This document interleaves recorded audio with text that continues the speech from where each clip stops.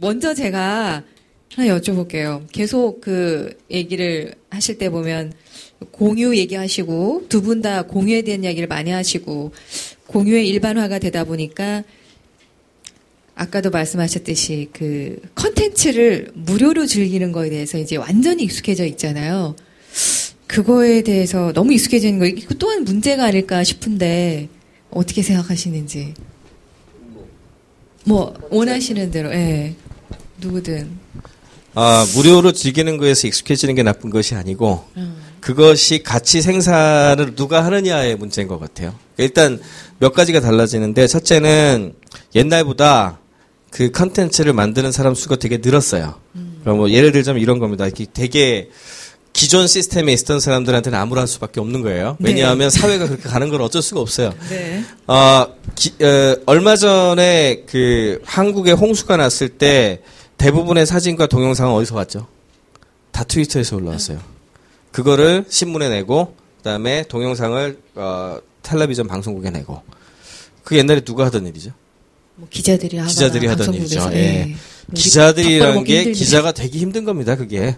예, 기자들이 해야 되는데 기자들이 그거를 하려면은 옛날로 치자면은 취재 도구가 있어야죠. 그러니까 큰 카메라 있어야지, 잘 찍어야지, 글도 써야지, 글 쓴 다음에 송고해야지, 어디서 해야지 이런 프로세스를 다 거쳐야 되는 거잖아요.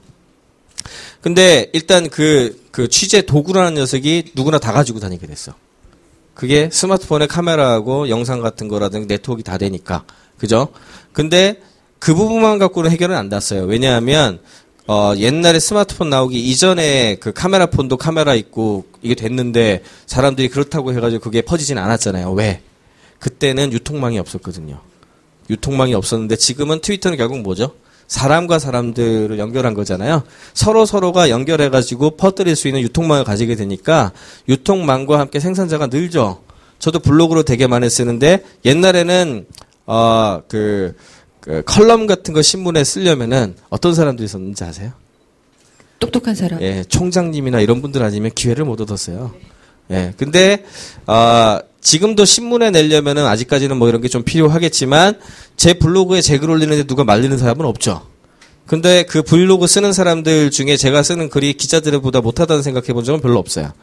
예를 들자면 결국엔 뭐냐면 생산자가 는 거예요. 생산자가 굉장히 많이 늘었는데 가치는 어떨까요? 비슷해요. 그럼 어떤 일이 일어나죠? 시장 원리에 의해서 가치 디스카운트가 일어납니다. 가치 디스카운트. 한마디로 말해서 기자가 옛날에 있었던 희소성의 법칙을 그대로 가져갈 수가 없어요. 근데 가치 하락은 일어났죠. 그럼 자연스럽게 어떻게 되죠? 버는 돈이 적어져요. 그럼 돈을 뿌려주는 게 적어지잖아요. 그러면 어떻게 되냐면 익스펜스 구조, 소위 말하는 이 쓰는 구조가 큰 회사부터 망합니다. 그게 지금 미국에서 1000개, 2000개 신문사가 망한 이유예요. 그러니까 이거는 뭐 어떻게 피하려고 해서 피해지는 것이 아니고요. 디지털 음악 창조도 마찬가지고 영상 쪽도 마찬가지고요. 거의 대부분의 것들이 사람들이 참여해서 할 수 있게 되니까 어쩔 수 없이 나타나는 그런 현상이거든요. 그러면은 그거를 지켜가지고 유통을 못하게 하는 것이 더 맞느냐. 아니면 새롭게 올라오는 사람들이 퍼뜨려가지고 새로운 기회를 확보를 하고 거기서 나오는 이익을 제대로 분배하는 게 맞느냐에 대한 가치 싸움이 벌어지죠. 지금 현재는 이 두 가지가 싸우는 중이에요. 그러니까 기존의 가치를 그래도 지키는 것이 더 좋다. 이거 하고 그 다음에 새로운 디지털 원리를 접목해서 가는 쪽이 더 낫다.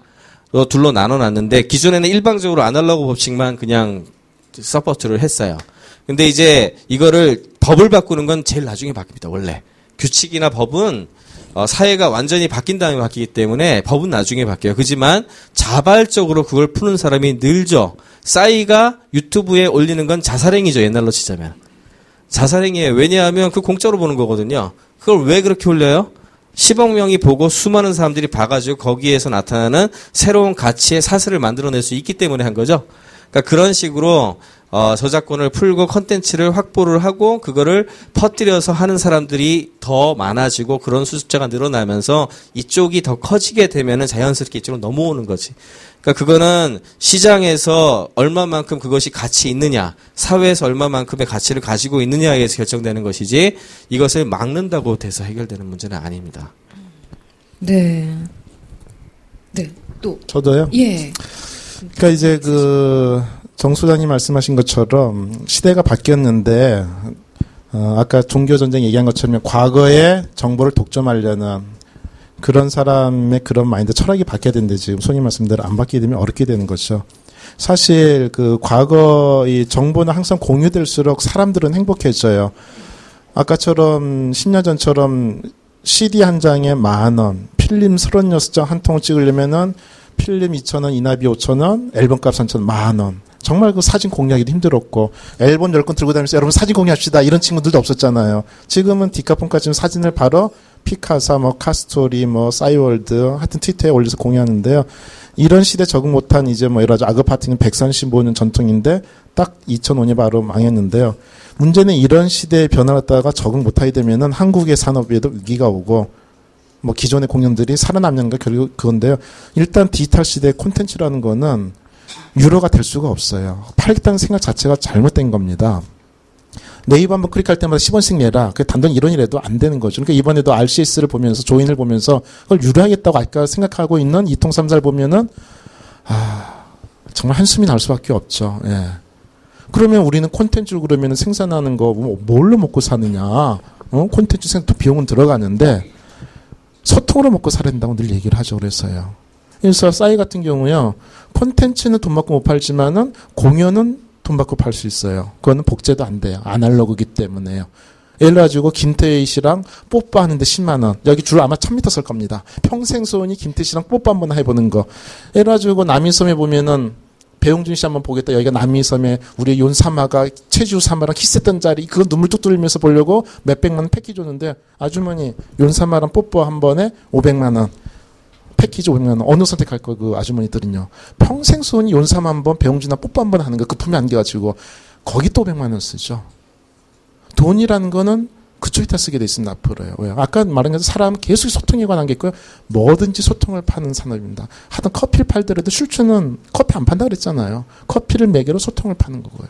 그 때문에 콘텐츠를 매개로 소통을 파는 거죠. 애정하고 서비스는 돈을 주고 팔 수 있습니다.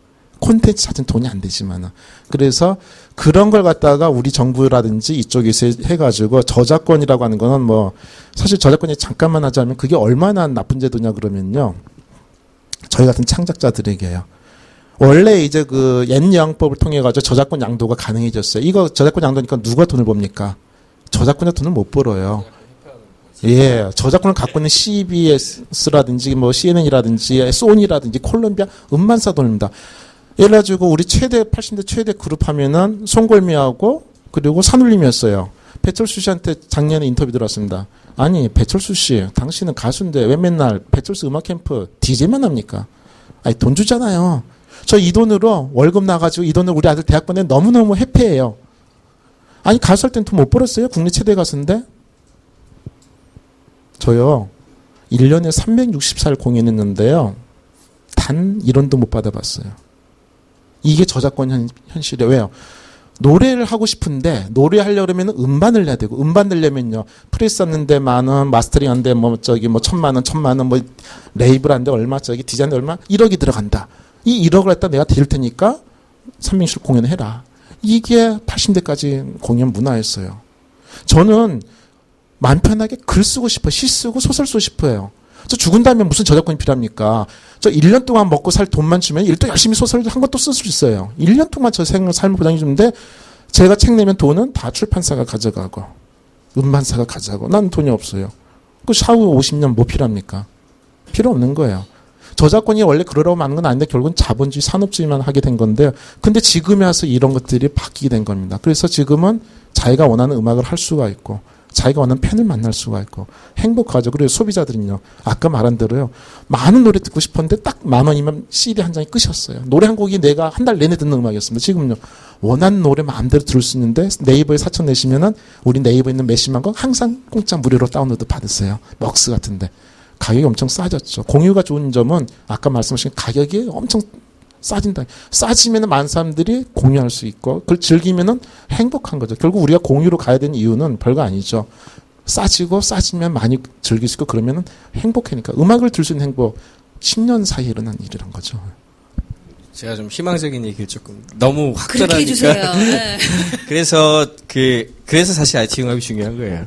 왜냐하면은 디지털의 법칙은 이게 절대 속성이 변할 수가 없어요.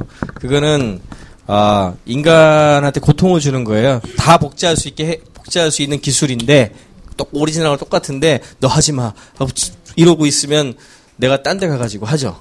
그런 일이 자꾸 벌어지고 있는 게 지금 현상이거든요. 근데 이 희소성의 법칙이 아직도 접목되는 데가 아날로그잖아요. 그래서 전에는 디지털만 있었으니까 그게 안 됐는데 디지털을 아날로그의 희소성의 법칙이 접목하는 것에 어떻게 엮을 것인가가 답이에요.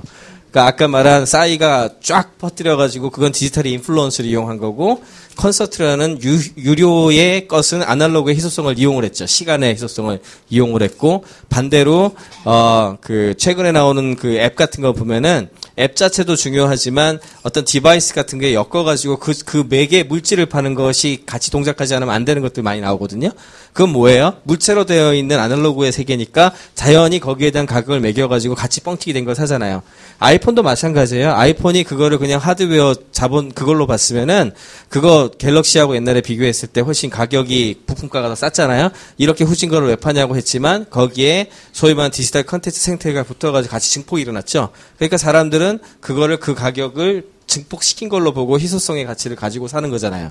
그런 형식의 그 디지털의 장점을 아날로그에 어떻게 융합시켜서 가치화를 하는가. 여기가 이제 비즈니스 모델이 나오는 데죠. 그러네요. 결국엔 또 융합으로 또 모아지네요. 그리고 아주 생각 자체를 아예 바꿔야 되는 거네요. 네. 아직도 전 아날로그가 많아가지고 강의 들으면서 디지털로 조금 바뀐 것 같긴 한데 오늘 밤에 아주 고민을 많이 해봐야 될 것 같아요. 난 디지털 머리로 바꿔야지. 네. 질문 있으시면 언제든지 말씀하셔도 돼요. 예. 마이크 갖다 드릴게요. 예. 고맙습니다. 올해 마지막 목요일 날인데 네. 이렇게 두 분 좋은 강의 듣게 되고 또 인간의 욕망에 대해서 또 디지털 혁명에 대해서 생각해 볼 수 있는 자리가 돼서 아주 뜻깊고 뿌듯합니다. 요즘의 화두가 결국 일자리 창출 아니겠어요. 그래서 공유의 시대 또 콘텐츠 공유로 새로운 가치가 생산될 수 있는 많은 기회가 있는데 그것이 일자리 창출이라는 요즘 시대의 이제 고민에 어떻게 긍정적으로 좀 연결될 수가 있을까? 그래서 많은 사람들이 아마 고민을 하고 있을 것 같아요. 두 분이 또 여러 가지 또 생각을 많이 해줬을 것 같아서 좀 여쭙고 싶습니다. 네. 할까요? 일단 과거 방식의 산업은 망할 수밖에 없지 않습니까? 그죠? 그러면 이제 그런 것들이 새로 되는데 많은 분들 질문하는 게 그렇게 기계화돼 버리면 사람은 무엇을 하냐라고 질문을 많이 하시는데요. 기계화 된다고 해서 사람이 할 일이 없어지는 않습니다. 왜냐면요. 아직까지 그 기계가 못하는 게 두 가지 영역인데요. 당분간요. 미래는 저도 모르겠습니다. 당분간 못한 게 뭐냐 그러면 바로 가치 판단을 못해요.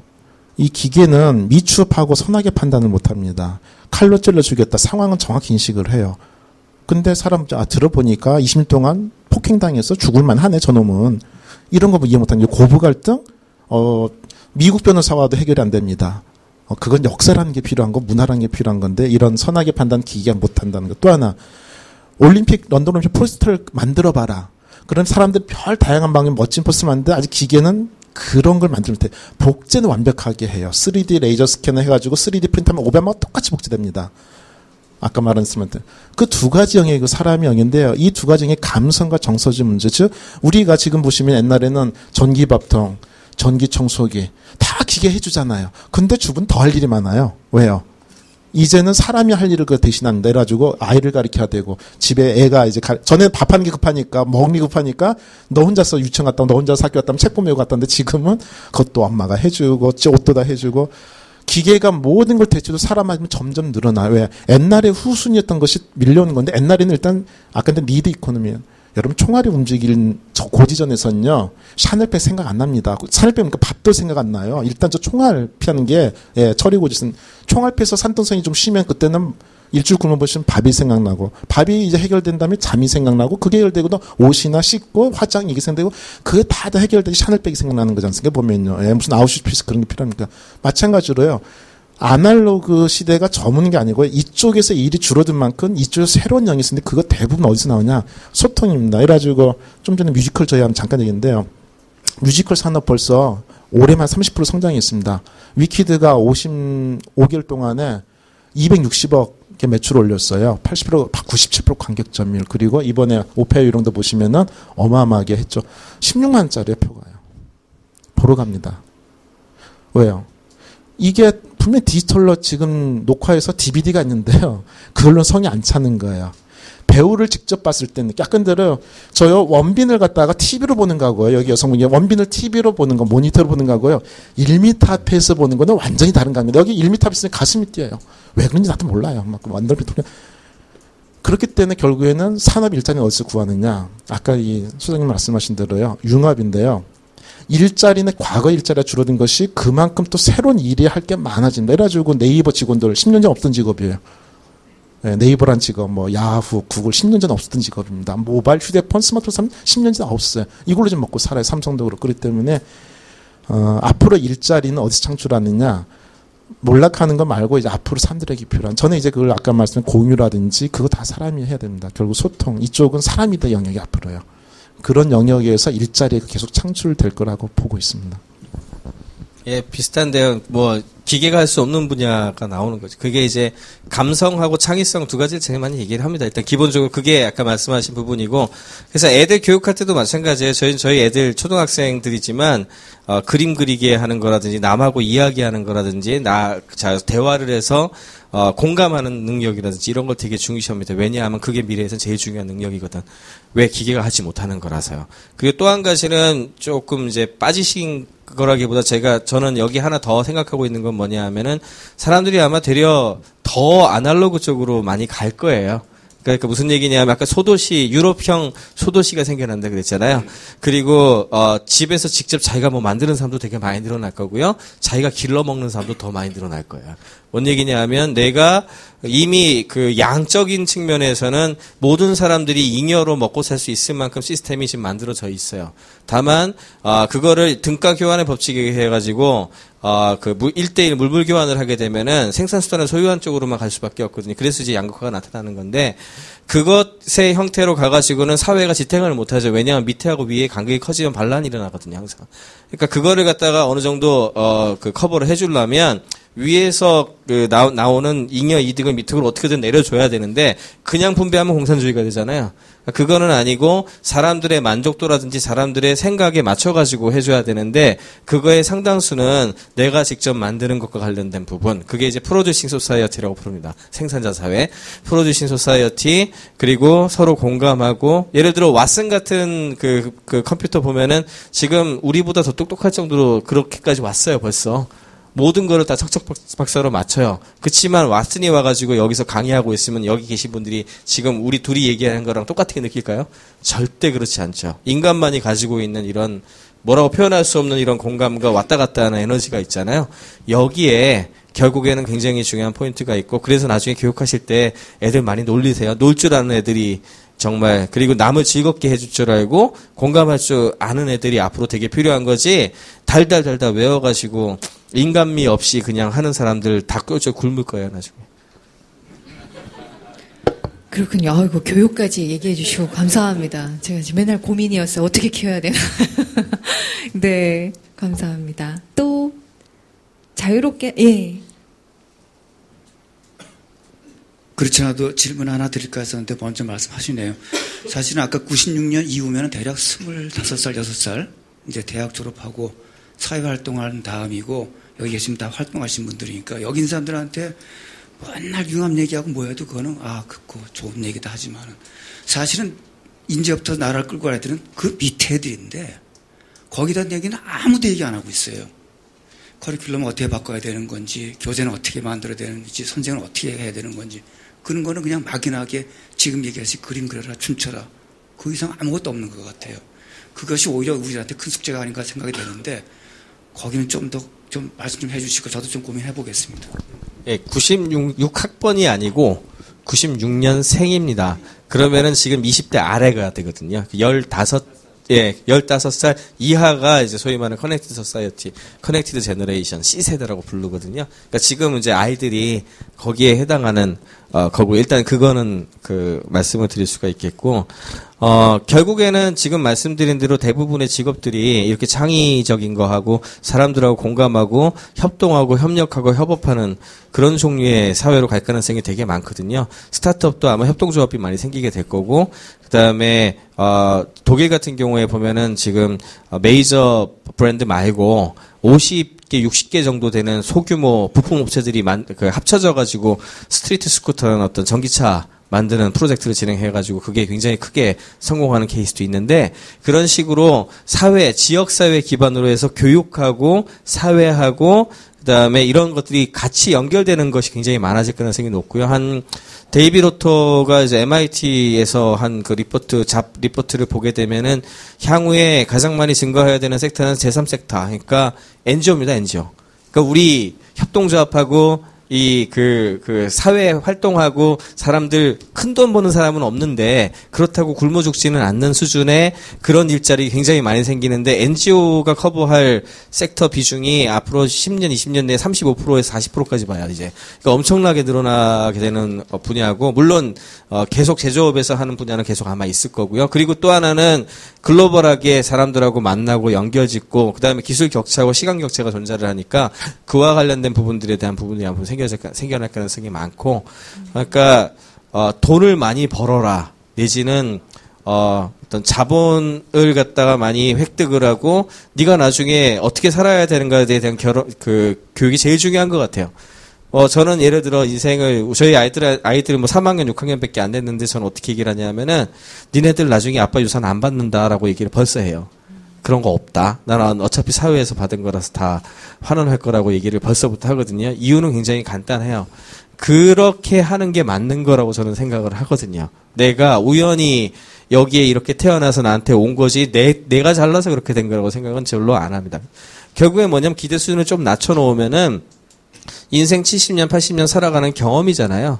그러면 되려 욕심을 조금 낮춰서 스몰러 작게 살고 만족하는 법을 알고 행복함을 느끼게 연습을 하면 그에 맞춰서 자기 인생을 개척할 수가 있는데 그거를 기대 수준을 많이 높여놓으면 남하고 맨날 비교해야 되고 쟤는 얼마 벌었는데 나는 어떻게 해야 되고 이런 식으로 셋업이 돼버리면은 정말 계속 불행해질 수 있고, 결국엔 그거에서 매어 살다가 나중에 유산도 많이 만들고 재산은 많이 만들어 놨으나, 과연 그 사람들이 나보다 행복할까? 저는 이건희 회장님 그 자녀들이 저보다 행복할 거라고 생각하지 않거든요. 예를 들자면. 그러게요. 자살도 하시고. 그죠. 안 행복하니까 자살도 하셨겠죠. 그죠. 그렇기도 하고, 예. 그 밑에 자녀들에게 우리가 가르쳐야 될 거, 우리 교육 시스템이라는 사회 시스템 다 바뀌어야 되는데요. 제가 이제 이번에 욕망이라는 책을 냈는데 사실 3부작입니다. 3년 전에 내고 싶었는데 이번 낸 건데요. 첫 번째는 욕망이란 무엇인지를 탐구하는 거, 두 번째는 그 창의적으로 생각하는 법하고, 그리고 그런 것들인데, 창의적으로 생각하시고 혁신하십시오, 이런 얘기는 하나만 안 써요. 왜냐면 일반인들은 창의적으로 생각할 머리가 없고 혁신할 능력이 없어요. 그러니까 회사가 망해가고 있는데, 그래서 그분들에게는 창의적으로 생각하시고 그런 얘기를 하는 거야. 창의적으로 생각하는 방법을 알게 된 게 두 번째 책의 핵심이에요. 일반 머리가 나쁜 일반인들이 페이스북 같은 서비스를 만들 수 있는 방법, 누구나 그걸 알게 된 게 이제 두 번째 책이 아니고, 세 번째가 암묵지시의 소통의 방법인데요. 정말 소통을 어떻게 하냐 굉장히 중요한 부분인데, 예를 들어서요, 암묵지 시대 얘기를 잠깐 한다면, 현재 시가총액 1위 구글, 아마존, 애플이 1인데요. 애플을 96년에 구원한 사람부터 한번 생각해 보죠. 96년에 잡스가 복귀를 하죠. 85년 존 스컬리반에서 쫓겨난 다음에 다시 복귀하죠. 형님 도와주세요. 그때 애플은 분기 1조 적자였어. 누구도 못 살린다. 돌아와서 먼저 한 게 뭐냐? 직원 명단을 봅니다. 그래, 한 명을 가르쳐. 야, 네가 PC 만들어봐라. 이 친구 이름이 조나단 아이브예요. 현재 팀쿡에 이어서 매딘자지, 2인자인지 3인자인지. 그 당시 30살 새파란 어린입니다. 삼성이 TV가 안 팔려 망하고 있는데 30살을 새파란 김대리, 네가 TV 만들어봐. 이런 상황이에요. 상황으로 따지면 상당히 이해가 안 되는 상황이죠. 그럼 이 친구가 MIT 천재냐? 아니죠. 변기디잖아요. 똥통을 만들었어요. 삼성이 TV가 안 팔려 망해가고 있는데, 야, 똥통 디자이너 30살 신임, 네가 TV를 만들어봐라. 이런 상황입니다. 왜요? 감성이 중요하다는 걸 알았어요. 디즈니랑 일을 하면서 감성의 중요성을 알게 됩니다.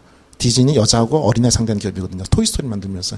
자, 이 친구 왜 그렇게 했냐. 이 가구들 집에 시커먼 쇳덩이를 안 만듭니다. 싸지만 왜? 안 예쁘거든요. 냉장고 세탁기 예쁜 거 고르시죠.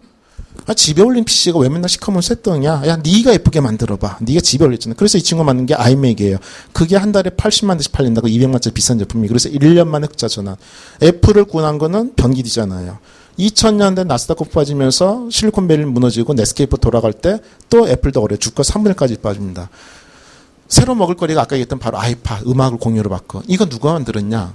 음악에 미치는 젊은 둘이 만들었어요. 우리 같으면 누구한테 맡깁니까? 김 사장 이리 와봐. 우리 SK가 음원 사업 어때? 스마트 TV 사업 어때? 그럼 사장급이 알아보고 사장급이 본부장을 맡습니다.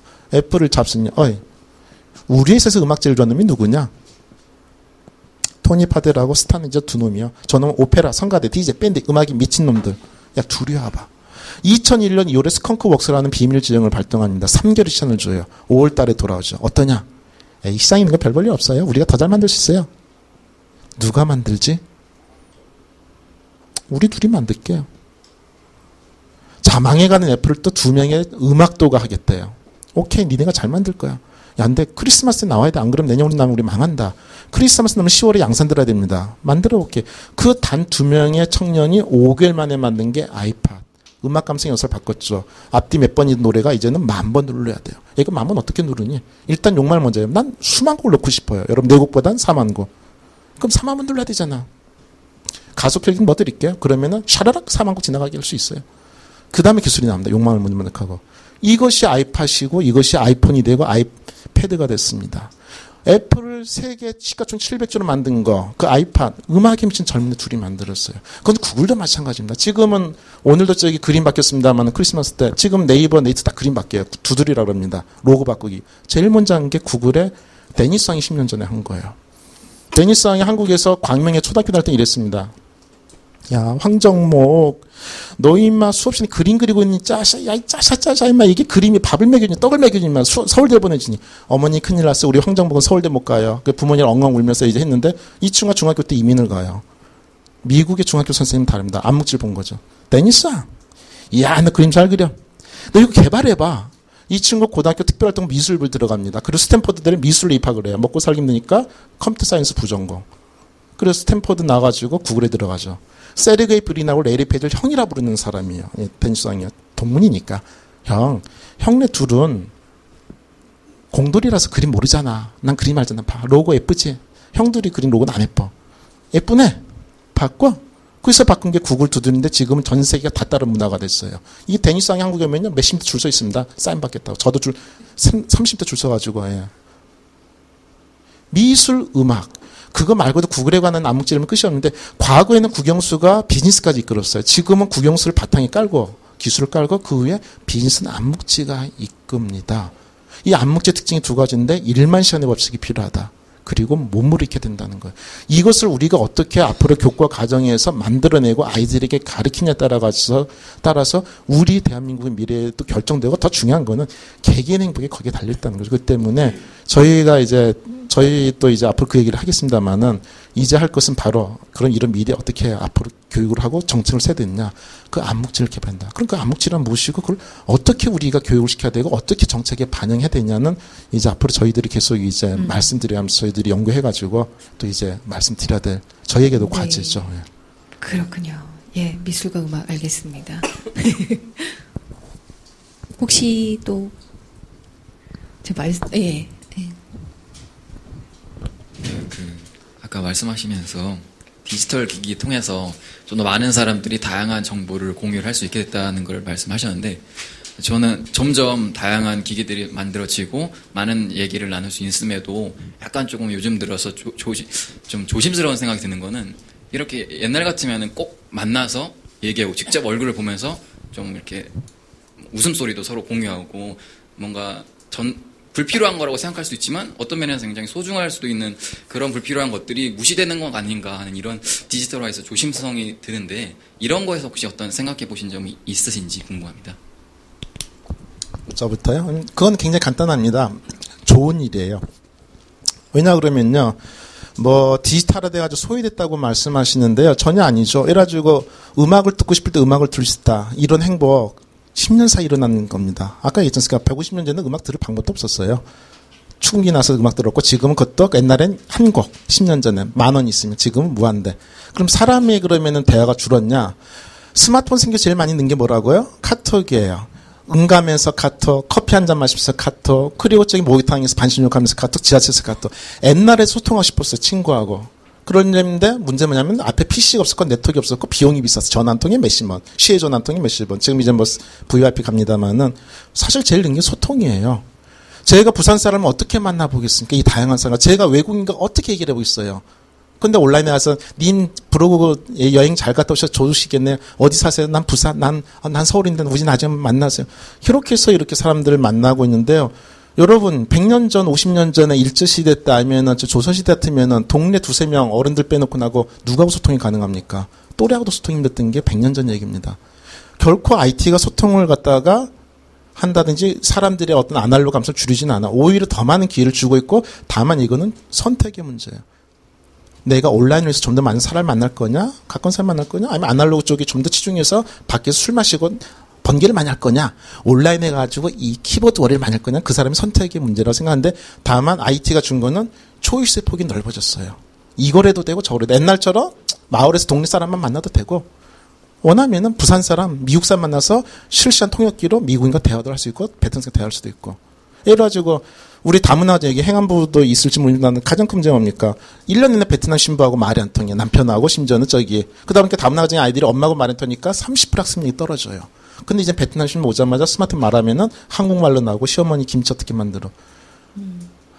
IT라고 하는 것을요, 괜히 너무 기계화해가지고 선입견을 가지고서 그것이 사람의 소통을 만드는데 아닙니다. 우리 베트남 신부가 첫날부터 얘기가 가능한 거 IT 덕분이고 원하는 음악, 미술을 마음대로 할 수 있는 거 IT고 제가 20년 전 비틀즈면 어떻게 들을 수 있겠어요. 유튜브가 있으니까 그게 KBS나 이 BBC의 소유였던 것이 우리에게 넘어오니까 우리가 마음대로 들을 수 있고 베트남 신부하고 첫날부터 얘기할 수가 있고 이런 것들은 결국에는 선택의 폭이 넓어지. 그걸 가지고 IT를 이용해서 할 거냐, 스마트폰 할 거냐, 그냥 만나서 술 마시면 옛날처럼 그거는 우리에게 두 개 선택이 하나가 더 생겼다면 저는 행복한 고민이라고 생각합니다. 네. 예, 사실은 지금 말씀하신 주제가 이제 MIT의 셰리 터글스가 책을 썼던 이제 언론 투게더라는 아주 유명한 말에 들어가는 그런 부분들인데 생각해보면 옛날에 바보상자 여기 계신 장년층들의 TV를 보는 바보상자를 보는 아이들을 놓고서 장년층들이 걱정했던 거와 똑같은 이야기입니다. 사실은 결국에는 소통의 방식이 다양화되고 그걸 많이 쓰는 선택의 여지가 늘어난 건데 그 부분에 있어가지고 자기가 아날로그 소통을 더 잘할 수 있는 부분들을 못 가진 친구들 같은 경우에는 아무래도 자기의 영향력이나 자기의 감성 같은 걸 전달하기가 더 어려워요. 그러니까 자연스럽게 그 두 가지 중에 조금 더 잘할 수 있는 것, 못하는 것들을 아마 선택을 하게 될 거고 아이들과 그런 식의 연결이 되는 것이 과거하고 다르기 때문에 굉장히 낯설게 보이는 것이지 그들이 소통을 안 하고 있는 것이 아니고 그 다음에 만나가지고 여러 가지 일들을 실제로 같이 하고 있기 때문에 협업도 되게 잘하거든요. 지금 옛날보다 훨씬 잘해요. 그런 것들에 대한 그 양상들을 보고 있으면 되려 과거 시대에 소크라테스는 심지어는 글자와 문자를 쓰지 말라 그랬어요. 기억력을 쇠퇴시킨다고. 그런 걱정을 하는 것과 저는 똑같다고 생각을 합니다. 네, 그렇군요. 괜한 걱정을 했나 봐. 예, 마지막 질문 한번 받겠습니다. 네. 네, 아주 좋으신 강의 잘 들었습니다. 우리 정 교수님은 여러 번 이 명강의를 전 들었고요. 저는 그 송도경제특구에서 전통적인 굴뚝 사업을 하고 있는 사람입니다. 그 결정, 크리스탈을 키우는데 이 크리스탈은 뭐냐면 전기를 만들어내거나 예? 자기의 움직임을 가지고 전기를 만들어내거나 또는 소리나 이런 진동이 오면 그런 것을 전기로 또 반대로 가능해요. 소리나 전기를 가지고 또 소리를 만들어내기도 하고 이렇게 왔다 갔다 하는 그 아날로그 티피컬한 굴뚝을 하는데 사실은 IT나 이런 사업을 확 발전을 시키려면 아이러니하게도 이런 아날로그가 받쳐줘야 되는 거예요. 모든 이 모바일 기기의 전기 문제 해결해야지 되죠. 그래서 이걸 좀 균형을 좀 잡아줘야겠다. 새로운 정부가 오거나 또는 새로운 IT 산업을 하시는 분들이 어떤 컨텐츠의 확산도 물론 중요하지만 이 기존에 IT에 적합한 굴뚝이 있는 거예요. IT 산업을 한층 폭발적으로 이렇게 혁신을 시켜줄 수 있는 기저에 아날로그가 있는 거예요. 그 베이스에. 그래서 이 아날로그와 디지털이 불가분의 뗄 수 없는 관계이기 때문에 좀 이 굴뚝도 균형을 잡아서 같이 갈 수 있게, 그래야 더 한층 확산 속도를 올릴 수 있다. 그래서 이 문화를 만드시고 또 실질적인 그런 어떤 리얼 세계를 지금 꿈꾸고 계실 때 이런 굴뚝의 역할을 좀 봐주셔서 거기에 필요한 굴뚝은 좀 앞으로 기획을 하실 때 끼워주시는, 저는 그러주십사고 오게 되었습니다. 예, 감사합니다. 네. 예. 아이, 감사합니다. 질문이 아니고 코멘트신 것 같은데, 사실 제가 IT 쪽에 있지만 그 어느 누구보다 아날로그 세계를 중시하는 사람 중에 하나예요. 잘 아시겠지만, 예, 그게 조화를 이루어야지 뭔가가 항상 가는 거지, 디지털만 갖고는 안 되죠.